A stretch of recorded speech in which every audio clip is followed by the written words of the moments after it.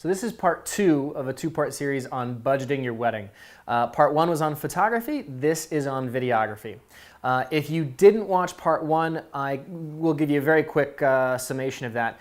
The first thing that I recommend that you do is set a comfort level of how much you want to spend on your wedding. Step 2, I highly recommend that you meet with a planner and do what's called a budget consult meeting, where they will advise you on, based on your comfort level of how much you want to spend, specific dollar amounts per category that you spend. Okay, now let's get into video. One of the huge differences between video and photo is that video is considered an extra, an add-on. Now, I don't think it is. I think it should be in every single wedding, should obviously have a videographer. Unfortunately, oftentimes the videographer is like, you've got your venue, you've got your photographer, you've got your band, you've got your flowers, you've got your cake, you've got your ice sculpture, you've got your chair covers, you've got your doily, and then you got your lowly little videographer as a little add-on over here. Put the videographer up much, much higher.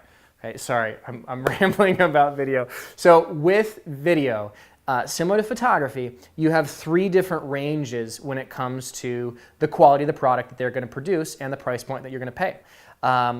You have your entry-level videographers that are just getting into it, or there's a lot of videographers that are actually what I call weekend warriors, where they have other full-time jobs and they just do a handful of weddings on the side.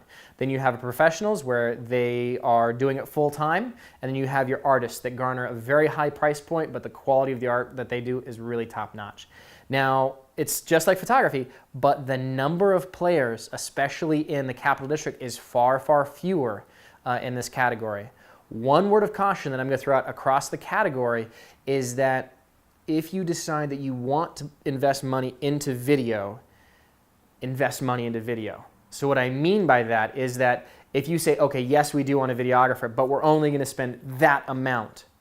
Unlike photography, well, actually, this is very similar to photography. The more you invest, the more your outcome will be. But because video is an optional add-on, if you just give it a little bit of the budget, and you're not going to be happy about it. It's an add-on, so make sure that the product that you get, you're going to be excited about. Because if you add it on and then you're disappointed in the product, it's just going to make you frustrated every time you watch it. So if you're going to invest into video, really give it some time and meet with a lot of different videographers and see what you're going to get for the price point. Now, one of the options that I didn't mention with photo is what are called associate shooters.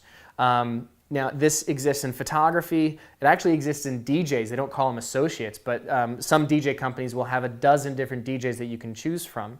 And it exists in videography as well. So what the associate package is the idea is that you have a company where the head photographer or videographer costs X number of dollars, and they typically get booked 1.5 to 2 years out. Okay? So what they've created are associate packages where they have one of their videographers or photographers or DJs actually goes out and provides the service in their stead. The benefit of this is that you have the experience, the reputation, and the equipment of the big name photographer or videographer or DJ, and they are helping and supporting the associate. Now, you're going to pay less, but the benefit of this is that you still get that experience helping them out. Now, the very, very, very big difference between an associate for video and for photography is that your videographer is silent and in the background. Your photographer, they are very, very present. So I would throw caution in getting an associate photographer. You need to meet with them, you need to make sure your personality fits, and you need to make sure that the quality of what they provide is really, really good. Now, for video, the best compliment that a videographer can get is the video is amazing and I never saw the videographer. So the quality of the stuff that they shoot is the thing you need to look at. The other thing I'll say about video is the creativity with video actually happens in post. The day of, the important thing is simply to capture all those elements so that you can create an amazing video afterwards. So an associate shooter for video is an option that will allow you, if you're looking at the spectrum of entry-level, professional, and artist, it will allow you to get a lower price point in the professional realm, but you still are a little safer than simply getting an entry-level videographer. So I can't say enough. If you are going to invest into video, take the time and actually invest into it. So that's it for my advice on budgeting for video. I hope this has been helpful. Check back soon for some more great tips.